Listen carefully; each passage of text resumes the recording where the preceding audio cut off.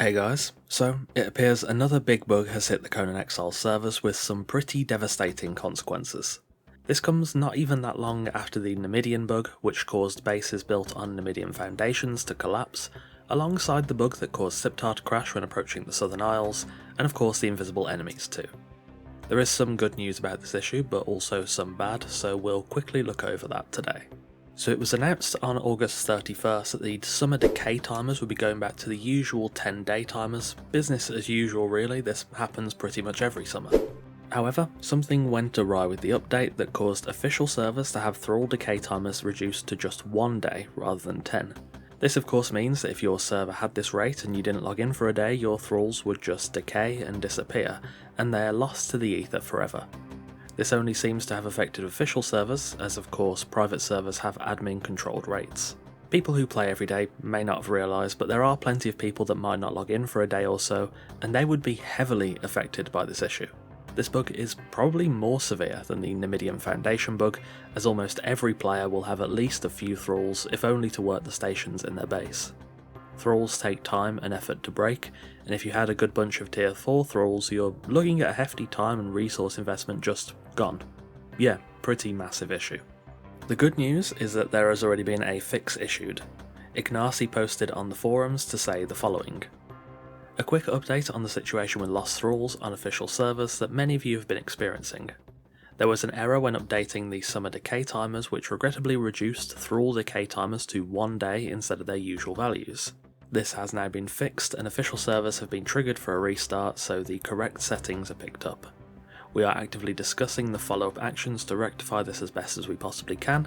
We will let you know as soon as we have an update on this. Thank you for your patience and understanding.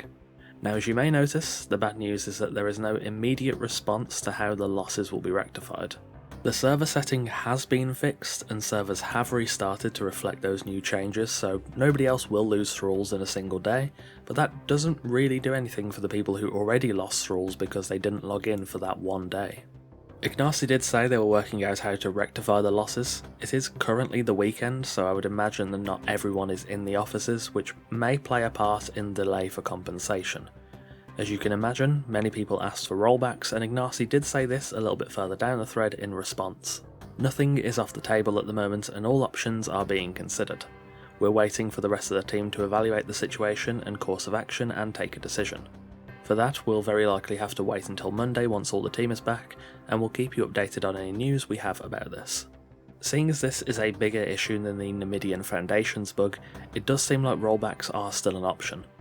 The wording also makes it seem like some of the higher-ups who would maybe make those decisions aren't currently in the office, thus the decision will likely have to come on Monday.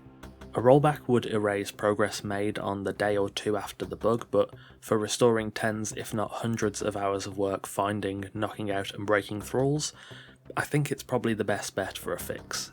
They may also have the capability to do a thrall-only rollback. I'm not sure how that works on the technical end, but if that's possible that would be even better. An alternative option would be increasing tier 4 spawn rates or re-enabling the Khitan Headhunters event to let people get thralls quickly, but honestly, I don't think either of those options are really ideal. Rollbacks are difficult to consider given that you do kind of punish people who didn't suffer from the bug and made progress, but I think it's probably the correct course of action here.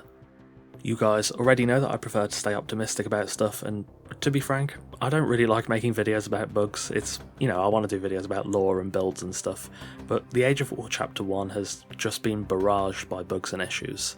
The Numidian Foundation bug, the Siptar crashes, invisible enemies, and now Thrall Decay.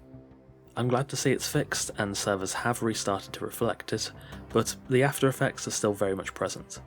Fixing those after effects should be top priority when the team gets into the office on Monday, and I am at least hopeful that the correct fix of a rollback is chosen. Again, it may hurt people who were not affected by this bug, but almost everyone on official servers will have at least a few thralls, and as Mehdi said in the thread, I think it's crossed the threshold to where the damage done warrants a rollback.